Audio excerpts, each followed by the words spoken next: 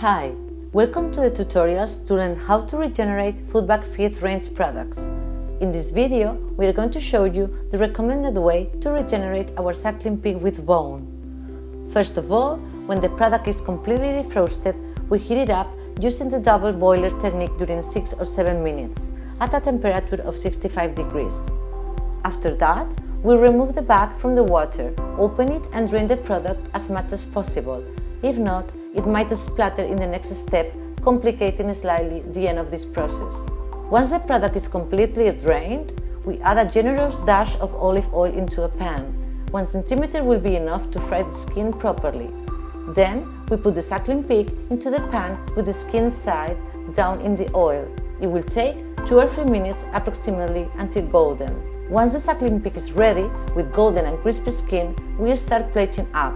We open the puree bag by using a Terrine and put it onto a plate, drawing a decorative shape like a tear. Finally, we finish the plate by adding salt flakes and aromatic herbs. Now it's time to enjoy this delicious plate.